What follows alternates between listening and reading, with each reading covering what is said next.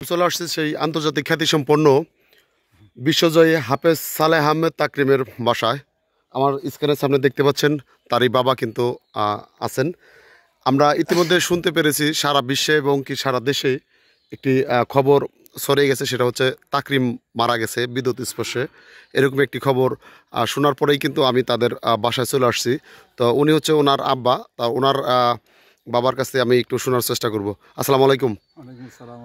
ভালো আছেন? এই তো আলহামদুলিল্লাহ। এখন আসলে এই যে সারা দুনিয়ায় যে একটি গুজব ছড়িয়ে গেছে যে তাকরিমের এরকম একটি আসলে কতটুকু সত্য বা কিরকম কেমন একটু বিস্তারিত যদি বলতেন।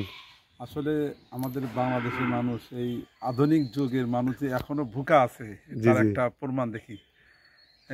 কোনো ডকুমেন্টস নাই, কোনো কিচ্ছু নাই। একটা মানুষ কে মারা গেল, কে কোথায় কি হলো এটা না জানা করে, এরা তাহকিক বা এরা না চিন্তা ভাবনা না করেই এরা লিখে একটা খবর রটে দেয় বা খবর প্রচার করে বা কমেন্ট করে। এটা আসলে খুব খারাপ, দুঃখজনক। আচ্ছা, আর মূলত আসলে মারা গেছে, আমি বলি যে তাকরিম মারা গেছে, এটা হলো আপনার খুলনার বাগেরহাটের ওদিকে একটা ছেলে, ওর নাম হচ্ছে তাকরিম শেখ তাকরিম শেখ, জি, বাগেরহাটের মাদ্রাসা আলিয়া মাদ্রাসা পড়ালেখা করে। তো ওই পোস্টটা কে জানি করছে আর ওইটাই থেকে বাস যে বিশ্বজয়ী হাফেজ সালেহ আহমেদ তাকরিম ইন্তেকাল করছেন। অথচ সে যদি মারা যেত, আমি তার বাপ, তারপরে তাদের মাদ্রাসা মিডিয়া আছে, মাদ্রাসা পেজ আছে, সারা বাংলাদেশের মধ্যে আলোড়ন সৃষ্টি হয়ে যেত। মানে সাংবাদিকের এখানে আসতো, বুঝতো, দেখতো, দেখাশোনা করতো। তা কিছু না করে আমাকে ওদিনকে আমার ফ্যামিলি অনেক অসুস্থ, জর্জরিত। এর মাঝখানে আমাকে কত শত মানুষ যে ফোন দিছে, যা আসলে বিরক্তকর। লাস্ট পর্যায়ে আমি ফোন বন্ধ করে রাখছিলাম। আচ্ছা, এই যে এরকম একটি গুজব বিশাল গুজবে বাঙালি কিছু না শুনে না জেনে শরীর তত্ত্বটা না জেনে এক ধরনের একটা প্রচার, দুঃখজনক কথা আসলে। এটা দুঃখজনক আসলে, এগুলো আসলে না করা সবচেয়ে ভালো। আচ্ছা, এখন তাকরিমের অবস্থা বা শারীরিক মানে অবস্থা কেমন? আমার বাড়িতে বসে আছে। ওর সাথে কিন্তু কথা বলা যাবে?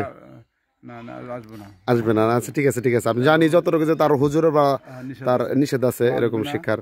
আমার ওয়াইফ অসুস্থ, আচ্ছা, মাও অসুস্থ বাড়ির ভিতরে। আচ্ছা, যাই হোক, মানে মূলত বিষয়টা তাকরিম এখন শারীরিকভাবে খুব সুস্থ এবং ভালো আছে, খুব সব দিক দিয়ে ভালো আছে, সব কোনো সমস্যা নেই। বাকি মাদ্রাসা যাওয়ার কথা ছিল অনেক আগে। আচ্ছা, বাড়িতে আমার উনি তাকরিম আসছে কবে গ্রামে? মনে আসছে কয়দিন হয়েছে? 4-5 দিন। উনি আবার যাবে?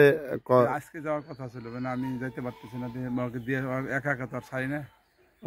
আল্লাহ চাই তো আগামীকাল যাবেন ইনশাআল্লাহ। আচ্ছা, তাহলে বিশ্ববাসীর কাছে দোয়া আমিও বলতেছি, প্লাস আপনিও চান যে তার জন্য সবাই যেন নেক হায়াত দান করুক। এবং কি আলহামদুলিল্লাহ, আল্লাহর কাছে লাখো কোটি শুকরিয়া আদায় করি। মহান রব্বুল আলামিন আমাদেরকে মুসলমান বানাইছেন, এবং জাতির কাছে দোয়া চাই এই জন্য যে আপনারা সবাই চেনেন, জানেন সালেহ আহমেদ তাকরিম আমাদের একটা আইকন, বাংলাদেশের আইকন, একটা সুপরিচিত একটা ছেলে। আল্লাহ যেন তাকে সুপরিচিত ভাবে এভাবে তাকে তার জীবনকে গড়ার জন্য আরো সামনে অগ্রসর হতে পারে, এবং তার যে আরো লেখাপড়া অনেক রাস্তা বাকি আছে, এগুলো যেন সমাধান করে জাতির সামনে যেন আবার সেই তাকরিম হয়ে ফিরে আসতে পারে। জাতির কাছে দোয়া চাই। শুধু তাকরিম না, আমার বড় ছেলে হোসেন আহমদ জামিল ও হাফিজ আলহামদুলিল্লাহ, ওর জন্য দোয়া চাই। আমার ছোট ছেলে হোসেন আহমদ সালেহ আহমদ তাকরিম, তারপরে মেজু ছেলে সালেহ আহমদ তাকরিম, ছোট ছেলে হুজাইফা মাহমুদ, সবার জন্য দোয়া চাই। আল্লাহ যেন ওদেরকে জাতির রাহবার হিসাবে কবুল মঞ্জুর করে। ঠিক আছে, ধন্যবাদ। আসসালামু আলাইকুম। দর্শক, আসলে শুনলেন এই তাকরিমের বাসা, তার বাবার সাথে কথা বললাম। দেখতে পাচ্ছেন তার বাসার যে রাস্তাটা এবং তার বাড়ির অবস্থান দেখতে পাচ্ছেন। আসলে সারা বিশ্বে বা সারা দেশে যে গুজব ছড়িয়েছে যে তাকরিম বিদ্যুৎ স্পর্শে মারা গেছে, আসলে এই তাকরিম সেই তাকরিম না। ওই তাকরিম হচ্ছে যে ব্যক্তিটি মারা গেছে, সে হচ্ছে বাগেরহাটের তাকরিম শেখ নামে একটি ছেলে, সেও হাফেজ।